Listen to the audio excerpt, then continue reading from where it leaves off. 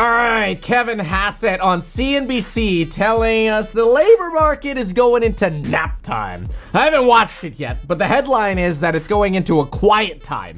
And I'm like, what is this? Preschool? We going nappy doodle time? Is this really what we want? The director of the NEC saying right before the jobs reports come out? Is this why we're not going to get the October report? We know the September report is coming out on Thursday. We know we got ADP coming out tomorrow morning for the weekly moving average. But where's the announcement about when we're going to get the October report? I don't know. Oh, and here's Sarah. Oh, but anyway, we got to watch this video. Let's see what it is. National Economic Council Director Kevin Hassett. Good morning, Kevin. How are you? You guys had a great marriage session there, marriage counseling session. I think there's hope for you two. There's hope. We got, maybe we cover the camp. Shill. Anything that distract from jobs. Sure. Maybe the truth is somewhere in the middle, Kevin. And I have been fairly optimistic when people come on about the U.S. economy. I can find a lot of positive things. Why do you think affordability is such a buzzword right now? I mean, we lived through 9% inflation, and I think Biden years, it averaged over 5% for those 4 years. Sure. We're at the highest levels that we've seen recently at 3%. Why all of a sudden is it, I don't know, is it Trump's fault? Right. Well, I mean, for sure, people still are trying to dig out from the big hole that was dug by the previous administration's policies. So if you figure the typical mortgage payment, monthly mortgage payment about doubled. If you look at a typical bag of groceries, the monthly bag of groceries cost about $400 when President Trump was leaving. I hate this stuff, by the way, because so much of what these politicians talk about just ignores the reality that both Trump and Biden contributed to the original stimulative COVID inflation. Both of them. Office last time, and about $512. Blah, blah, blah. The Democrats are doing is they're saying that this runaway spending that we gave you guys that created runaway inflation is 100% your fault. Because you haven't fixed blah blah blah. All right, let's actually get to some meat here, which hopefully comes when we get a question asked. Because real average weekly wages fell during the Biden years because of the inflation. $3,000. That's right. Right. So it fell. However, the president is constantly saying prices have come down. Now, inflation is still 3%. It's still too high. Now, oil prices, energy prices, there are certain. He's countering the White House's idea that, prices are coming down. That's because Donald Trump is looking at, these miscellaneous cherry-picked data points where egg prices have come down. Yeah, we had to cull a crap load of chickens, which led to a shortage in eggs. Guess what happens when there's a shortage? The price goes up, and then it comes down, and Trump's like, see, I'm responsible for the price coming down. It's such nonsense. Prices are still going up, and that's what's frustrating people. We were in the Alpha Report this morning. We're looking at Walmart. By the way, I almost vomited when I saw what Walmart did in other income to make their EPS come up. That's the kind of stuff we talk about in the Alpha Report. Remember, you can join using coupon code NVDA before Wednesday. But what I saw at Walmart was that above inflation, they're barely growing. They're growing 1.5% above inflation. Now, in fairness, they're able to pass on the inflation to their customers, and they are showing increasing sales, whereas Target is showing decreasing sales. So you got to give Walmart credit. And they also just bought back $6 billion worth of stock in 6 months. I mean, they're buying back $1 billion of stock per freaking month. They got so much freaking money. It's amazing. Anyway. Things where they have come down, but when you keep saying prices are falling, that's not true. Thank you. Call him out. Now watch Kevin Hassett ends up shilling. Well, the price of eggs has come down. Man, he'll look such a clown. You can't do that. Don't do that, Hassett, because you'll look like a clown. Because inflation is still, the 3% is on top of all the inflation we had during the Biden years. So Correct. We got all that inflation plus an additional 3%. And we Correct. should, I think you should admit that. A more precise way to say it, though, Joe, is that purchasing power has gone up. And so real wages, that's W divided by P for our technical people in the audience. Oh my gosh, let's just redefine what's going on. What he's really doing with real wages, by the way, and we could look at this, but if real wages did decline because when inflation was 9%, of course wages weren't catching up to that, right? So he's comparing to that and saying, okay, yeah, maybe inflation is still high, but hey man, real earnings are going up now. And he's referring to this trend that occurred after really it started, we bottomed out here in about the second quarter of 2022. And since then, we've had a trend of real wages going up. It's hard for, I feel like, Trump to take credit for that because this real wage uptrend is really just a reversal of the downtrend following all this insane inflation that we had that really peaked out in 22. So, of course, inflation's no longer 9%. It's like 3% now. So, of course, real wages look like they're going up. I mean, really, if you want, you could go to this. I like this website for this purpose, but you could go ahead and throw in here CPI. So let's throw in inflation, all items, and then let's go ahead, add that data series, but we're going to have to do percent change from a year ago. And we'll go to like semi-annual or whatever. I'd like to normalize these two. This, the top line, and let's go to line number 1 here. Let's go with percent change from a year ago. So if you look in here post-COVID, we zoom in a little bit. There you go. This is what I wanted to show you. This is exactly what I was verbally describing. We just basically built a chart to show you this. When inflation is high, when the green line is high, of course the blue line is going to go down. And when the green line starts coming down, of course they start converging. Duh! That's historically what has always happened. So, Kevin Hassett, this is not happening because of you. It's happening in spite of you. Gone up by about $1,200 this year. So the way to think about it is that we've dug a $3,000 hole because of Biden policies, and we've gained $1,200 on the way out already, which should give you a great deal of hope for the future that the wage increases that we're seeing will continue, and even if inflation stays positive, make it so that people feel way better when they go to the grocery store and to buy a car. We've reduced the cost of buying a car with the deductibility of interest. I mean, there's a million things that we're doing to fix this problem, but it's just kind of astonishing to me that the cost problem is somehow being blamed on us. Now, think about if you had, part of the cost problem, mind you, are tariffs. The short-term impact of tariffs will increase the cost of goods and services. This is normal, mostly goods, but it can trickle into services. This idea that, now we're giving you a tax credit on your interest for a car loan just motivates Americans to get into debt. This is the opposite of what you should be doing. In addition to this, wouldn't it be nice if they actually reduced car prices? You know how to actually reduce car prices? Let the Chinese sell their cars here. Let the free market win. You want a free and fair market? Open the doors to Chinese cars. Let our American manufacturers like Ford and GM compete against the Chinese. And guess what's going to happen? Ford and GM are either going to have to dramatically cut their prices and figure out how to get dramatically more efficient in their factories, or they're going to go bankrupt because cars are going to get so damn cheap. So how about instead of, hey, Americans, why don't you finance a $50,000 average price car now? And, you can write off the interest when the interest is, mega high right now.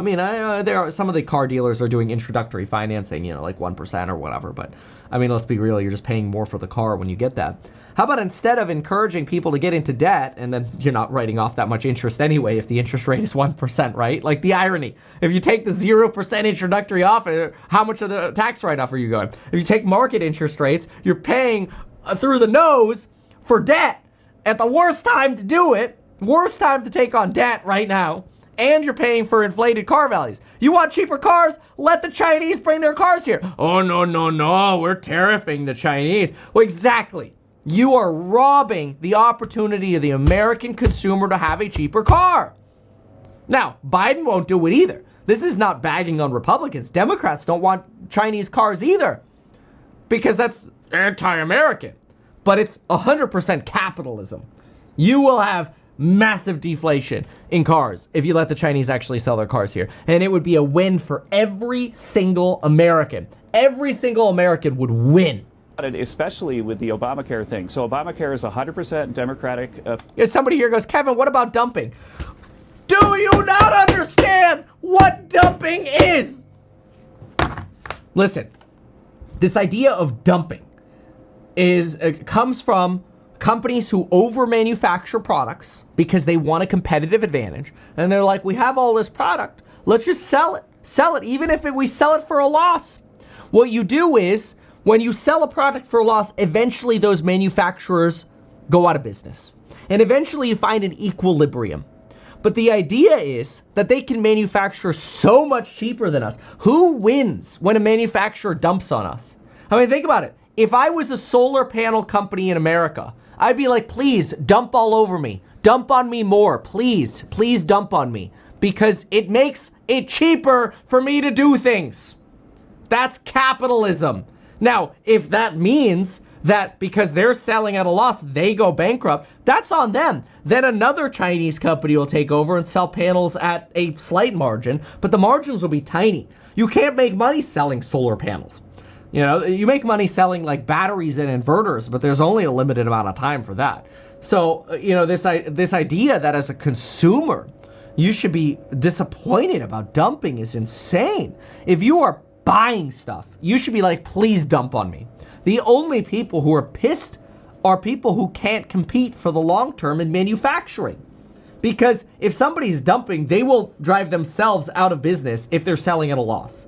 And if they're selling for a low margin, let them sell for a low margin. It's great for people buying. Policy. It's always been 100% Democratic policy. What they did is they expanded the subsidies during COVID, and then all those subsidies basically went. Why would you produce those cars in America? Fearrod 10. Horrible tank. I would agree if they produced those cars in America. How the hell are you going to manufacture cars in America when you have to pay people $30 an hour plus workers' comp, so now you're at $40 an hour, plus payroll taxes, plus paid time off, plus holiday benefits, plus all the bullshit that it takes to hire somebody in America? You know how hard the American government has made it to actually hire American workers? It's so damn expensive. The only person who says, yeah, go manufacture cars with American labor are the people who have never hired an employee in their life. They have never run a payroll statement. And they're like, holy shit, it's expensive to do stuff in America. Bro, you got people in China who are literally working for $800 a month. And that's so they can get by. And you know how you actually help those people get ahead? By buying their stuff. As soon as you stop buying their stuff, they make even less. Welcome to capitalism, dude. But what you want to pay $800? Bro, you're paying $800 a day to an American factory worker, maybe every 2 days. You pay $800 a month in China. And who benefits? Well, I'll tell you who benefits. The consumer in America benefits. And that worker working for $800 a month benefits because their wages can actually start going up. Now, who loses is the factory worker making $40 an hour in America. But you can go make that money somewhere else. There aren't that many factory workers in America. You're talking about UAW with 400,000 workers. You know how many households drive cars in America? It's like 110 million. We've got 110 million households in America who drive cars and benefit from cheaper cars. And if you're shilling for 300,000 or 400,000 auto workers, what you should be doing is incentivizing them to get jobs in future service industries in America. AI, robotics, whatever. Train them, give them money, give them stimulus, help them. But let 110 million American families have cheaper damn cars. Take care of the people who get hurt in the transition and let capitalism do its job. Then you'll have cheaper cars. You'll have better consumerism. You'll have a stronger economy across the board. It's insane. It's insane. Somebody says, I'm okay with Sydney Sweeney dumping on me too. Dude, I went to American Eagle to try to take a selfie with a Sydney Sweeney poster. Not a single one. And I'm like, what the hell is this? What the hell is this? There's not a single Sweeney poster in American Eagle. I was so disappointed. So disappointed. It's just terrible. dude, you keep skipping the part where they tariff us. Bro, shut up. This is the dumbest argument. It pisses me off. People are like, oh, but Kevin, they tariff us. Dude, trade-weighted tariffs against the United States were 1.5%. The U.S. has trade-weighted tariffs on other countries to the tune of 18% before loopholes and 12% after loopholes, which means we have literally 8 to 14x'd the tariffs that other countries are putting on us. This idea that, oh, but they do it, dude. You don't actually look at the data if you believe that. You've lost your mind if you don't actually look at the data. People are like, but Kevin, Canada has 150% tariffs on our apples. And how many of those 150% tariffs do you think are paid? Zero. $0 at 150% have ever been paid. Why? Because it's just an extreme quota. And then, of course, you know, Trump likes to cherry pick this extreme quota that never gets paid because it's popular to his base of people who don't actually have any ounce of critical thought. Right into the pockets of insurance companies, and Obamacare insurance policies have doubled. Somebody's like, how much did you pocket for this? I wish the CCP would pay me money. Please sponsor me, CCP. I'm not sponsored by any country. I go make a video about Russia and Ukraine, and people are like, how much did Zelensky pay you, Kevin? I go make a video about Israel and Iran. How much did Israel pay you, Kevin? It's always funny. Like, I'm super transparent with how I make my money. You know where we make lots of money? The Meet Kevin Alpha Report, because people love it. They love the perspective because they absorb the perspective. They're like, Kevin, dump perspective on me. Please dump it all on me. In price relative to normal policies. And so the fastest inflation in the economy is these big government subsidies thrown at Obamacare insurance. Think about it. It's kind of like if you give lots of student loans, then the tuition goes up. It's that effect. And so, bro, yes. And you literally just talked about incentivizing people taking car debt. And wow, yeah, then tuition goes up. The same's gonna happen with car prices, you moron. You're talking out of both sides of your damn mouth, Kevin Hassett. You're pissing me off. You're literally like, oh, if you incentivize student loans, the cost of schooling's gonna go up. Well, you're literally just 30 seconds ago talking about how you're incentivizing people taking out car debt. Are you crazy? now they're blaming President Trump for Obamacare as well. They should have fixed Obamacare in the first place, and President Trump had a plan in the big, beautiful bill to give people some subsidies, but the Democrats didn't like it because the subsidies weren't going to their campaign contributors, the insurance companies. Bro, where was the juice of the article? Maybe I missed it because I was too busy screaming at this bullshit. AI could be causing quiet time in labor market. Maybe he slipped it in there. But what does he say here? Firms are finding that AI is making their workers so productive that they don't necessarily have to hire new kids out of college. I don't believe this. This is not consistent with the data that we are seeing. The data we are seeing suggests, McKinsey literally just did a report on this. And I broke it down too. But McKinsey had a whole piece where they're like, yeah, a lot of firms are working on implementing artificial intelligence, and like 80% of workers at a lot of these companies use artificial intelligence for at least one purpose. But they're not finding that it's directly correlated with this sudden or like somehow massive surge of productivity. They're not seeing that correlation. We're not actually seeing the outcomes yet. Now, will we? Hopefully. But I think Kevin Hassett has to say this because it's like, what they're really doing is they're rebranding joblessness. They're really trying to say, hey guys, the reason you're seeing this pain in jobs is actually because everybody's so efficient and the economy's booming so well. The joblessness, think about the manipulation here. They're basically telling you, guys, joblessness, people are losing jobs. Oh, that's actually because the economy's doing so well. Everything's doing so well. That's why people are losing jobs. What are you smoking, Kat? This is why I call this guy the greatest shill, man. Full bullshit. Look, McKinsey, 2025, November 5th, okay? Almost all survey respondents say their organizations are using AI, but most are still in the early stages of scaling and capturing value. And so if you actually read this report, you're like, hey, we're using it, but we're not really seeing any impact on EBIT. 39% report an EBIT impact. 64% say, hey, maybe this is helping us with innovation, but this means the vast majority see no impact to EBIT.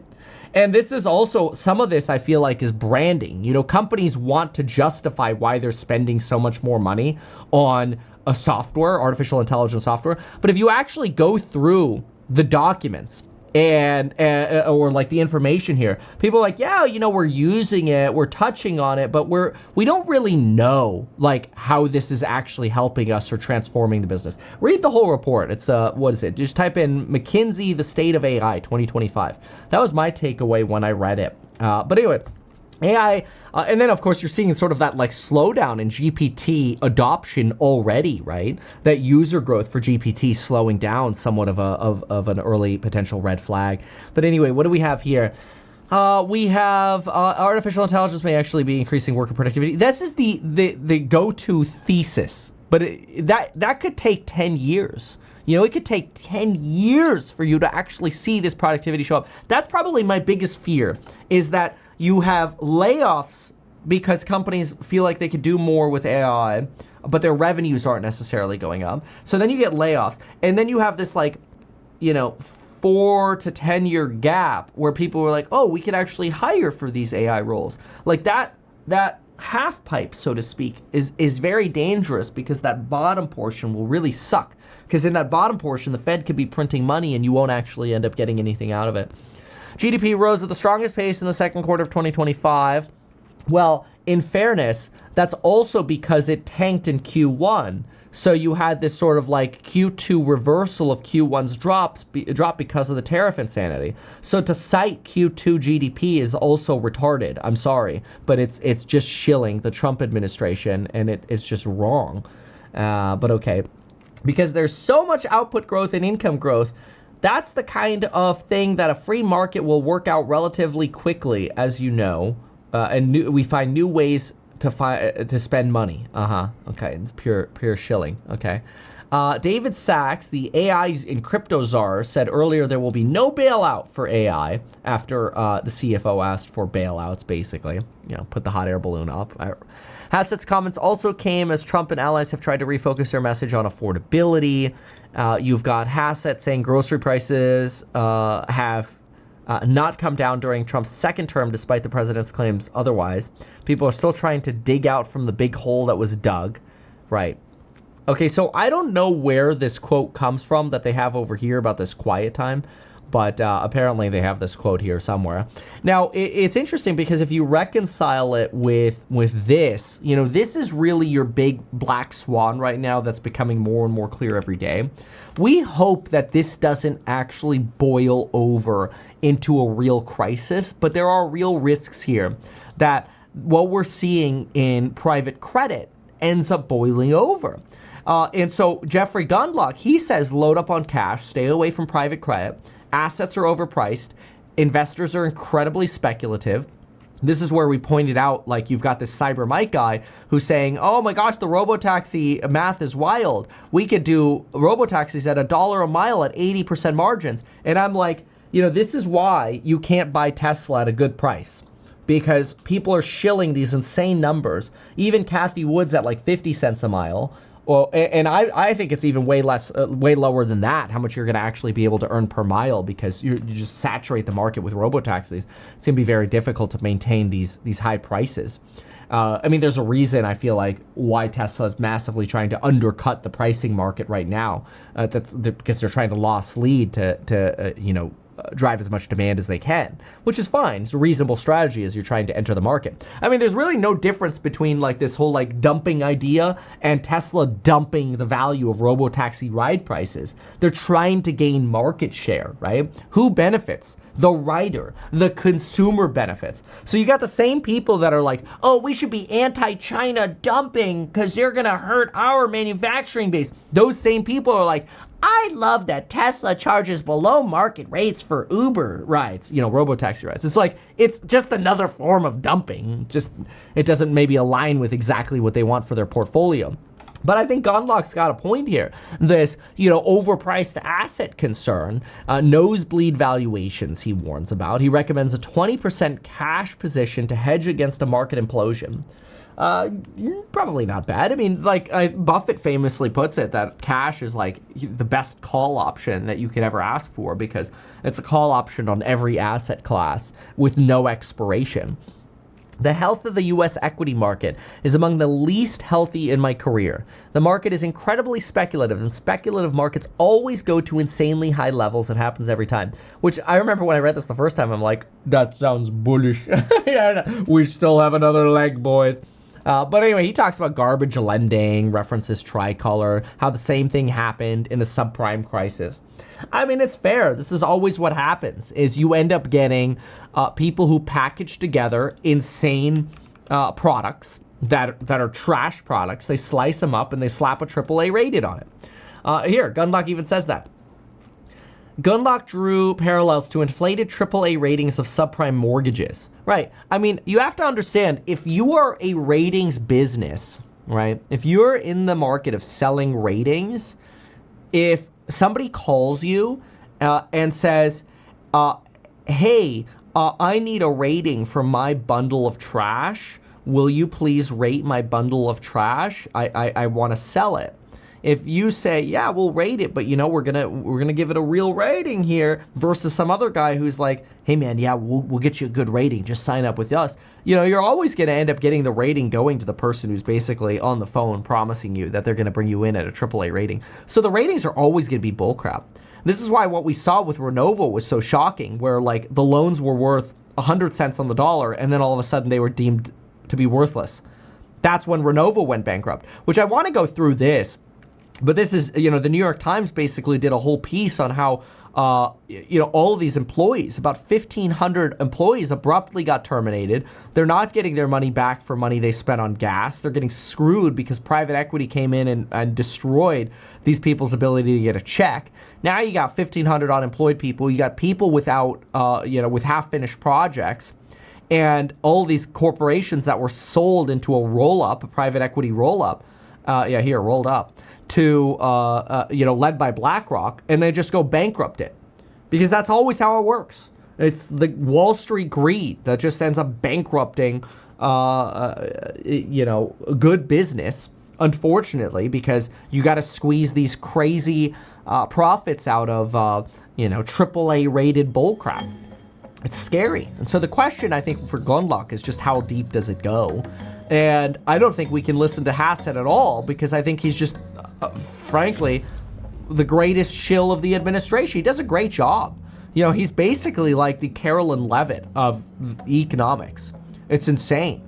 It's minister of propaganda, but for the economic side. I don't trust it as far as I can throw him. And that's not going to be very far. Why not advertise these things that you told us here? I feel like nobody else knows about this. We'll try a little advertising and see how it goes. Congratulations, man. You have done so much. People love you. People look up to you. Kevin Paffrath there, financial analyst and YouTuber. Meet Kevin. Always great to get your take.